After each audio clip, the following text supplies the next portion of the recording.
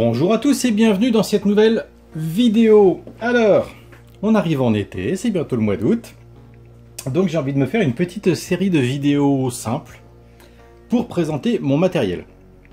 De plus en plus de gens me demandent ce que j'utilise comme matériel, où est-ce que je l'achète, est-ce que c'est bien, est-ce que c'est pas bien, est-ce que c'est fiable, est-ce que c'est pas fiable.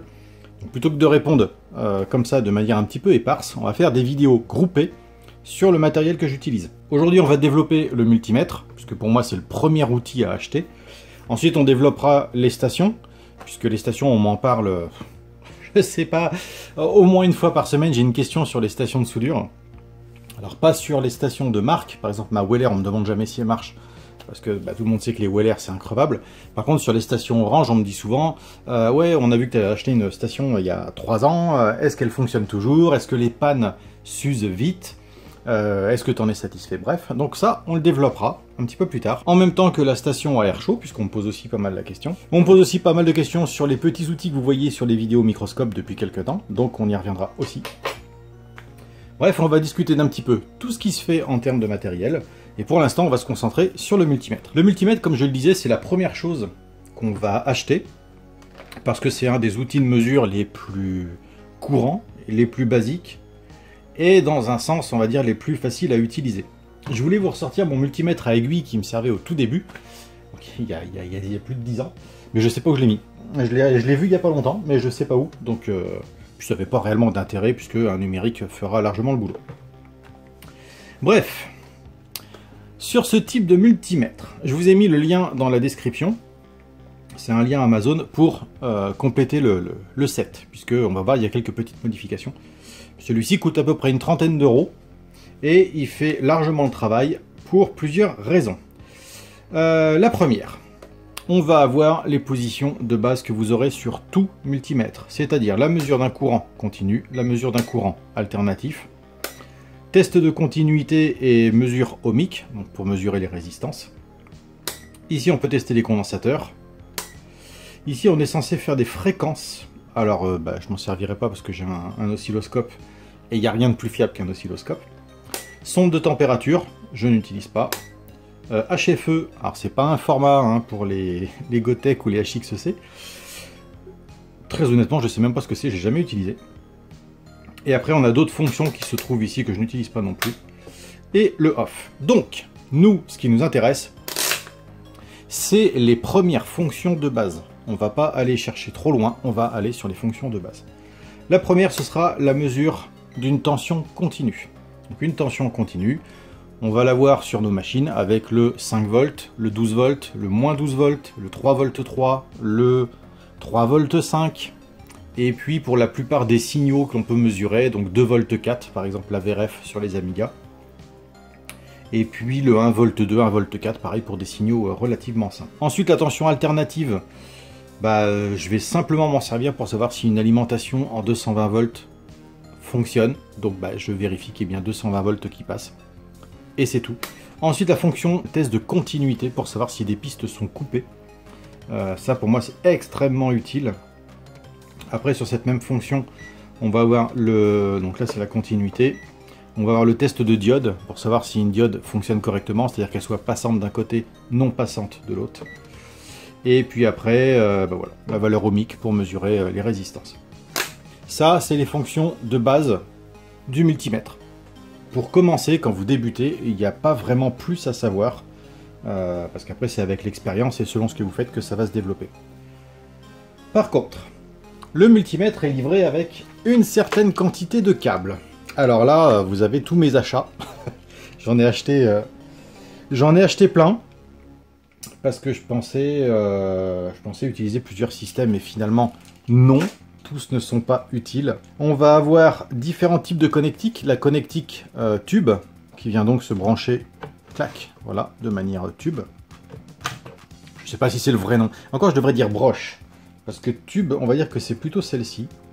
Celle que j'utilise. Vous voyez, le contact est protégé à l'intérieur. Ça, c'est très bien. Et ça vient se plugger à l'intérieur. Et on va se concentrer sur ça. D'origine, j'avais, je sais même plus vraiment, je crois que j'ai... Si, c'était ça. Ça, c'est ce que j'avais d'origine, de livrer avec le multimètre. Pour dépanner, c'est pas mal. Par contre, on a un câblage très rigide. On va avoir ce problème, exactement comme pour les stations de soudure. Hein. C'est du fil électrique, c'est raide, c'est pas agréable à utiliser. La pointe est très longue, donc le risque de court-circuit est quand même assez présent. Donc ça, j'ai pas gardé. J'ai acheté un petit kit d'upgrade qui coûte pas très cher, lien dans l'inscription encore une fois, et qui est beaucoup plus efficace. Le premier que j'ai commandé, c'est celui-ci. Hop,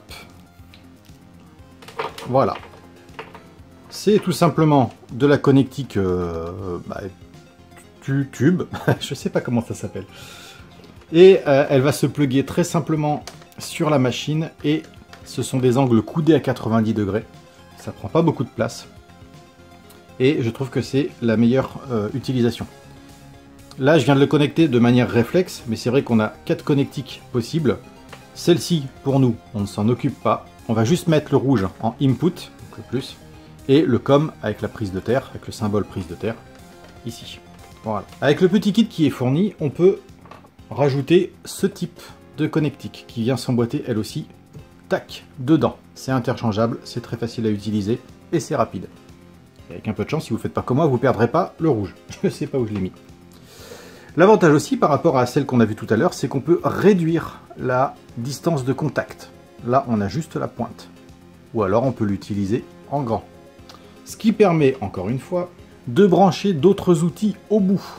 Là, ce que j'ai fait n'a aucun sens. Mais si vous avez besoin de brancher autre chose, vous pouvez. Exemple, des pinces qui permettent de bloquer le contact. Tac, vous faites ça, vous attrapez un contact et vous le laissez bloquer dessus. Vous pouvez le faire comme ça. Ou si vous avez un système compatible, mettre directement la branche au bout, ce qui n'est pas le cas ici. Celui-ci est un peu plus polyvalent. En dehors de celui-ci, vous pouvez mettre des équipements standards, tels que celui-ci. Hop. Celui-ci avec un pic plus grand et qui rentre très bien dans les doigts. Et encore plus petit et encore plus vicieux qui rentre très très bien dans les doigts. Je ne l'utilise pas parce que je trouve que c'est trop souple. Vous voyez. Et j'ai toujours peur de faire une bêtise avec ça. C'est livré avec, c'est très pratique, hein, c'est très bien pour aller chercher en profondeur. Si je l'utilisais, je mettrais un coup de scotch isolant autour pour limiter la taille de la pointe. Parce que je trouve que c'est quand même un petit peu risqué, mais ça fait du très bon travail. Donc ce kit-là, c'est le premier que j'ai acheté. Et j'ai acheté le kit suivant, encore une fois dans la description, qui permet tout simplement de rajouter, par exemple, des pinces. Voilà, c'est vraiment de la très grosse pince. On a les mêmes modèles en petit. Et j'ai acheté ce type de pince qui se branche donc directement sur le système. Voilà, c'est le même que celle qu'on a vu avant, mais là on peut le brancher en direct. Et là, c'est super pratique. La première chose, si on compare les deux, si vous avez des grosses mains, c'est beaucoup plus simple. On a un système qui est gainé en silicone, bien plus efficace que celui-ci qui est raide comme la justice. La pince est plus grande, elle est plus adaptée pour aller choper des petits composants. Un peu plus grande que celle-ci.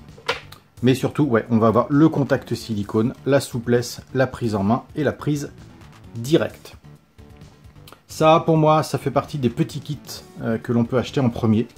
C'est-à-dire le kit de grande pince, le kit de grosse pince et le petit kit d'embout avec l'interchangeable. Ça, ça fait partie des premiers matériaux à acheter en option.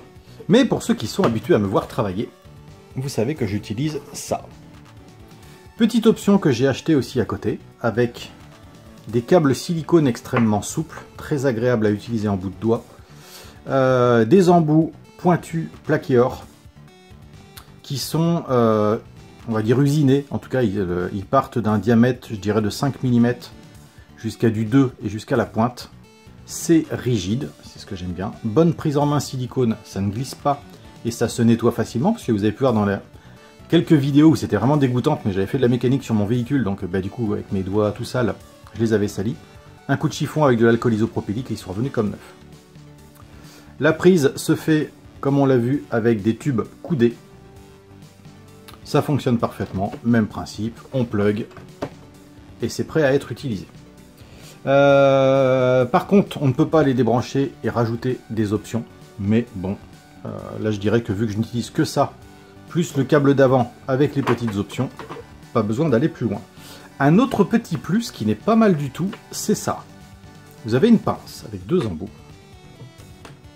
vous pluguez, et là vous pouvez mesurer des composants CMS, donc des tout petits composants plats.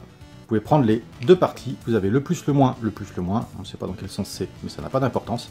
Et du coup, on peut savoir par exemple si une résistance est passante.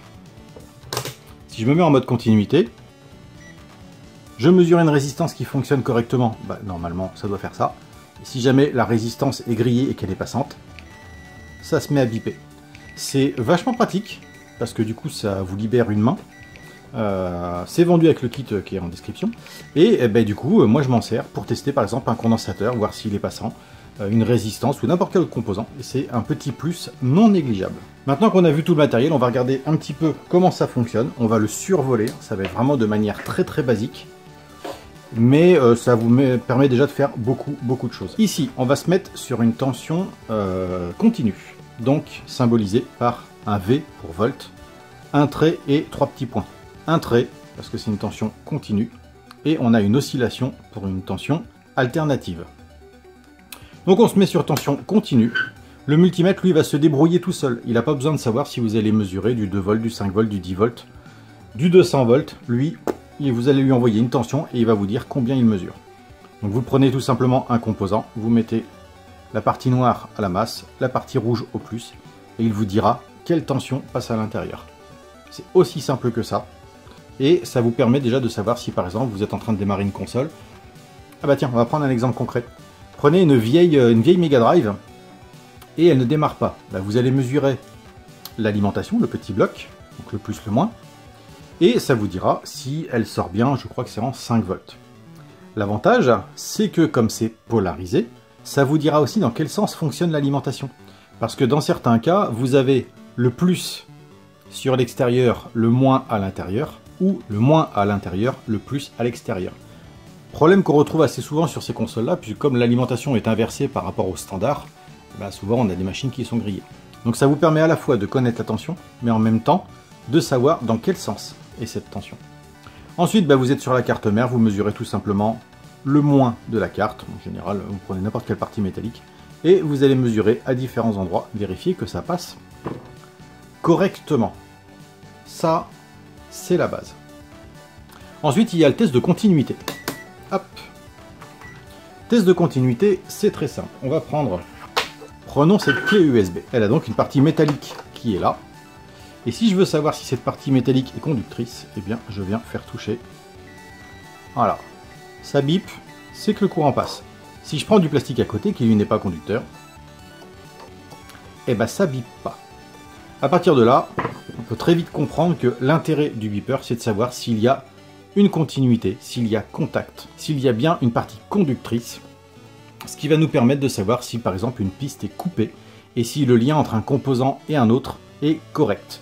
Si ça bip, le lien est correct. Si ça ne bip pas, c'est que c'est cassé quelque part. À partir de là, si vous arrivez à mesurer les tensions et à savoir si une piste est coupée, vous commencerez à pouvoir faire de la réparation. C'est vraiment la base des bases. On pourra aller plus loin plus tard, mais si vous commencez déjà à maîtriser la mesure de tension et la mesure de continuité, vous allez déjà pouvoir commencer à réparer. Pour terminer cette vidéo, on va prendre 3 exemples concrets. Je viens de mettre mon multimètre en tension alternative. Je prends une alimentation 220 volts. Je n'y mets pas les doigts, je prends le plus loin possible du contacteur. Je viens les mettre dedans en faisant bien attention de ne pas les faire toucher, bien évidemment, sinon on ferait un court-circuit. Et j'ai 236 volts. Donc, je sais que mon alimentation 220 volts fonctionne. Au bout de cette alimentation 220 volts, j'ai le variateur de ma lumière avec un interrupteur on-off et un variateur de puissance. Donc là, j'ai transformé mon signal alternatif en signal continu, celui qui se débrouille. Je vais donc passer en mesure continue et je vais aller mesurer la prise à l'intérieur.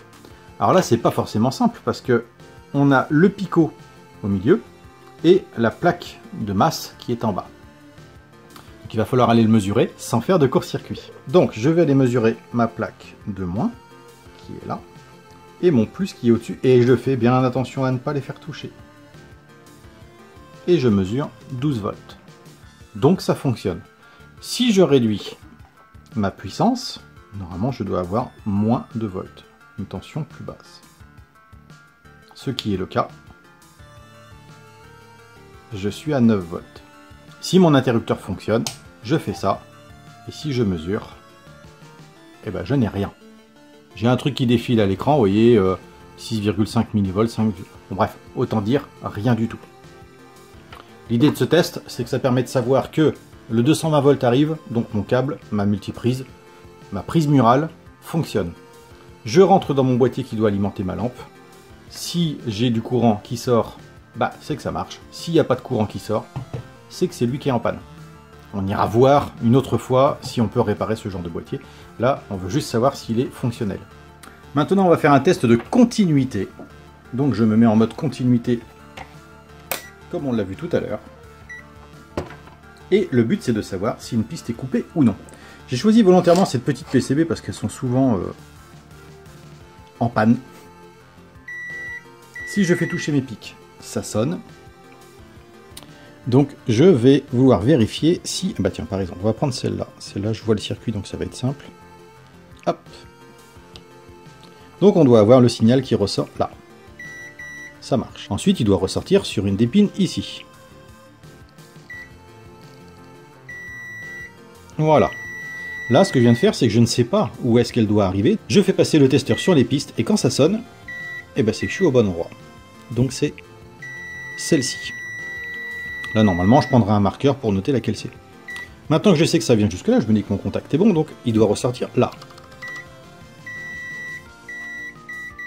Donc le contact est bon, cette pin fonctionne. Si cette carte était en panne, eh bien, je prendrais tout simplement la première. Et je cherche où est-ce qu'elle doit arriver. Bon, la première n'est pas connectée, donc je risque pas de la trouver. Je passe à la deuxième, qui, elle, par contre, est censée être connectée. Ah, par contre, je sais pas... Voilà, elle va à la petite résistance qui est là. Est-ce qu'elle va sur le circuit? Oui. Donc je dois la retrouver quelque part par là. Et voilà. Et c'est à peu près tout ce que vous avez à savoir sur le test de continuité. Donc, avec tout ce qu'on vient de voir, le multimètre, les outillages et les petites options que l'on peut rajouter à côté, et les 3 différents modes de fonctionnement, vous pouvez commencer à faire de la réparation à peu près sereinement, je dirais. Ce sera vraiment la base de la réparation, comme je l'ai déjà dit. Donc, j'espère vous avoir donné le minimum pour pouvoir commencer. Donc, cette vidéo est maintenant terminée. À vos multimètres. Si vous avez besoin, je l'ai déjà dit plein de fois, les liens sont dans la description. Vous avez de quoi trouver le multimètre sur Amazon, 31 € et quelques, je ne sais plus à combien il est actuellement. Les petits kits d'accessoires qui vont avec, ceux que j'utilise. Et c'est tout. J'utilise rien d'autre, donc je pense que ça pourra vous servir si vous faites à peu près la même chose que moi. Je vous remercie d'avoir regardé cette vidéo, et je vous dis à très bientôt. Ciao!